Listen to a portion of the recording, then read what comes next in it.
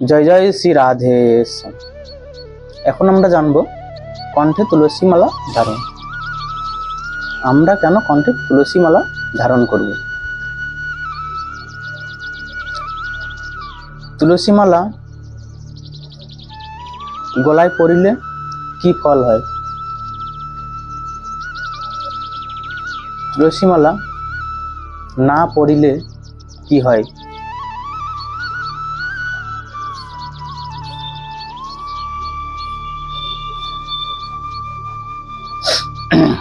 তো বিষ্ণু ধর্ম উত্তরে বলিতেছেন, শ্রী ভগবান বললেন, যিনি তুলসী কাষ্ঠের মালা কণ্ঠে বহন করে তিনি অশুচি এবং আচারহীন হলে ও নিঃসন্দেহ আমাকে প্রাপ্ত হয়। কেউ যদি তুলসীর মালা কণ্ঠে ধারণ করে তাকে স্বয়ং ভগবান বলছে যে ও যদি অশুচিও হয়, আচারহীন হয়, তবু নিঃসন্দেহে আমার কৃপা প্রাপ্ত হবে বা আমাকে প্রাপ্ত হবে। গরুর পুরাণে বলিতেছেন, যে সকল হেতুবাদ রত, অর্থাৎ তুলসী মালা কেন পরিব, তুলসী মালা পড়িলে কি ফল হবে, এইরূপ তর্কনিষ্ঠ পাপবুদ্ধি মনুষ্যগণ কণ্ঠে তুলসী মালা ধারণ করে না। তাহারা শ্রীহরির কোপানলে দগ্ধ হয়, অর্থাৎ শ্রীহরি তাদের উপরে, স্বয়ং ভগবান তাদের উপরে রুষ্ট হয় এবং তারা নরক হতে আর প্রত্যাবর্তন করে না বা নরক হতে আর উদ্ধার হয় না। যিনি তুলসীর মালা, তুলসী কাষ্ঠমালা নির্মিত মালা কণ্ঠে ধারণ করে, শ্রীকৃষ্ণ তাহাকে প্রত্যহ দ্বারকা বাসের ফল প্রদান করিয়া থাকেন। যে ব্যক্তি তুলসী কাষ্ঠের মালা গলায় পরিয়া থাকেন তাকে স্বয়ং ভগবান কৃষ্ণ কি বলছে, তিনি প্রত্যেক দিন দ্বারকায় বাস করলে যে ফল পাওয়া যায় সেই ফল পায়। যে ব্যক্তি তুলসী কাষ্ঠ নির্মিত মালা বিষ্ণুকে নিবেদন করিয়া ভক্তি সহকারে ধারণ করে তাহার আর কোনো পাপই থাকে না এবং দেবকী নন্দন শ্রীকৃষ্ণ তাহার প্রতি সর্বদা প্রসন্ন থাকেন।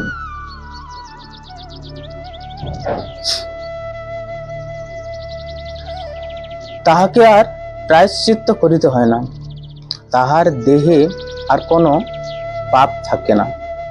কলিযুগে তুলসী কাষ্ঠ নির্মিত মালা দ্বারা ভূষিত হইয়া পুণ্য কার্য এবং পিতৃপুরুষ ও দেবগণের কার্য করিলে কোটিগুণ ফল লাভ হইয়া থাকে। আমরা দেখে থাকি যে কোনো পিতৃপুরুষের কাজ, কোনো ভগবানের পুজো অর্চনা, যা কিছু করতে গেলে আমাদেরকে তুলসীর মালা পড়তে বলা হয় এবং এই তুলসীর মালা পরিয়া যদি ওই শুভ কর্ম করা হয় তাহলে কি বলছে, কোটিগুণ ফল লাভ হইয়া থাকে। যমদূতগণ তুলসী কাষ্ঠের মালা দেখিয়া বায়ুর গতিতে বিতরিত হয়, বায়ুর ন্যায় পলায়ন করে সেখান থেকে, তাকে যমরাজ স্পর্শ করে না। এত মহিমা তুলসী মালার, তুলসী কাষ্ঠের। কারোর গলায় যদি তুলসীর মালা থাকে তাহলে কি বলছে, যমরাজ তার পাশেও আসে না, যদিও এসে তাকে কি হয়, বায়ুর গতিতে তার কাছ থেকে পলায়ন করে। স্কন্দ পুরাণে বলিতেছেন, যিনি তুলসী কাষ্ঠের মালা শ্রীহরিকে নিবেদন করিয়া পরে স্বয়ং ধারণ করে তিনি নিশ্চিত ভগবত ভক্ত গ্রহণীয়, তাকে ভগবত ভক্ত রূপে গ্রহণ করে বা করা হয়।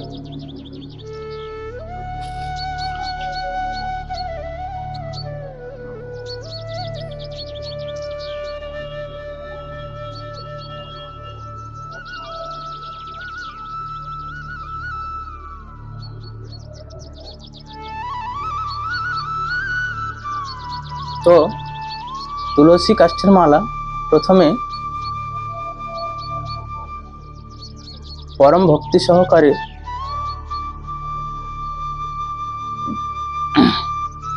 কৃষ্ণকে অর্পণ করতে হবে। পরে ওই মালা নিজে পড়তে হবে। এই প্রার্থনা করিতে হবে যথা, হে মালে, তুমি তুলসী কাষ্ঠ নির্মিতা ও বৈষ্ণবের প্রিয়া, আমি তোমাকে কণ্ঠে ধারণ করিতেছি, তুমি আমাকে শ্রীকৃষ্ণের প্রিয় পাত্র করো।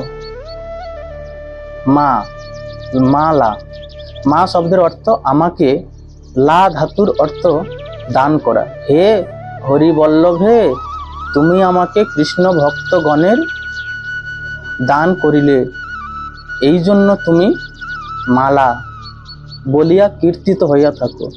যে বৈষ্ণব যথাবিধি এইরূপ প্রার্থনা করিয়া মালা অগ্রে শ্রীকৃষ্ণের গলায় অর্পণ করিয়া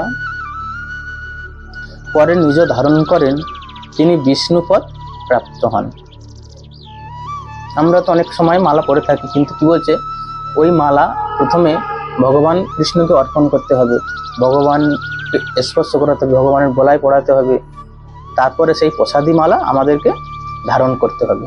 তাহলে কি বলছে না, আর ওই মালা আমরা যদি ধারণ করি তাহলে কোনো পাপ আমাদেরকে আর স্পর্শ করতে পারে না, কারণ স্বয়ং ভগবান কৃষ্ণের প্রসাদী মালা।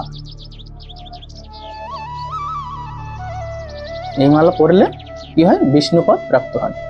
পদ্মপুরাণে বলিতেছেন, মলমূত্র ত্যাগ করিবার সময়েও হোক বা স্নান ভজনাদি অন্য যে কোনো সময় হোক, অথবা শৌচ বা অশৌচকালে হোক, সবসময়ই তুলসী মালা ধারণ করিয়া থাকিবে। এই তুলসী মালা কি বলছে, আমাদেরকে সবসময় পরে থাকতে হবে। যে আমরা স্নান করার সময় খুলে রাখবো, বাথরুমে যাওয়ার সময় খুলে রাখবো, তা নয়। এখানে স্বয়ং ভগবানই বলছে, এখানে সব সময় এখানে পদ্মপুরাণে বলিতেছেন সবসময় আমাদেরকে ওই মালা পরে থাকতে হবে। মলমূত্র ত্যাগ করিবার সময় হোক বা স্নান করার সময় হোক, ভোজন আমরা যখন প্রসাদ পাই সে সময় হোক, অথবা শৌচ অশৌচকালে, সবসময় তুলসী মালা আমাদেরকে ধারণ করে থাকতে হবে।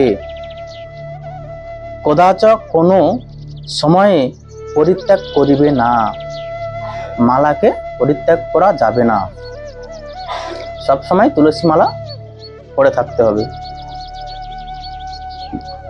শাস্ত্রে বলিতেছেন, তুলসী কাষ্ঠের মালা যজ্ঞ সূত্র অর্থাৎ পৈতার ন্যায় সর্বদা ধারণ করিয়া রাখিতে হবে। যেমন ব্রাহ্মণরা যে পৈতা পরে থাকে, বৈষ্ণবগণরা যে পৈতা পরে থাকে, ওই পৈতার ন্যায়। পৈতা যেমন খোলা যায় না, পৈতা যদি খুলে দেওয়া হয়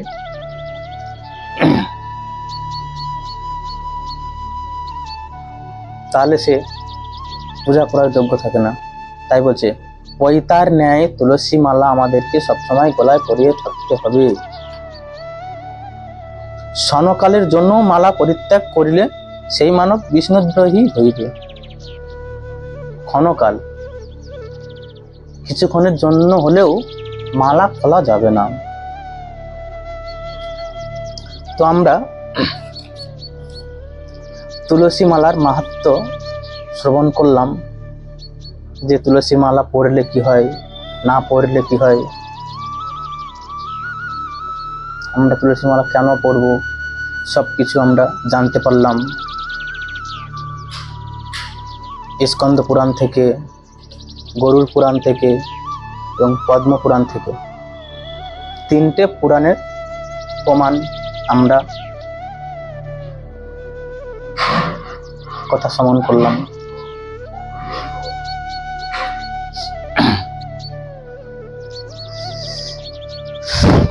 জয় জয় শ্রী রাধেশ্যাম।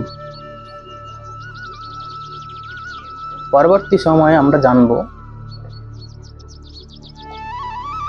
তুলসী সেবা কেমন করে করতে হয়। তুলসী সেবারও 9 প্রকার বিধি আছে, যেমন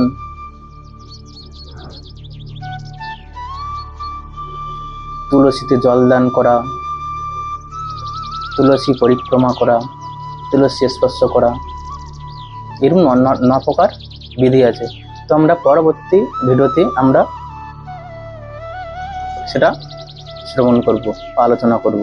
জয় জয় শ্রী রাধেশ্যাম।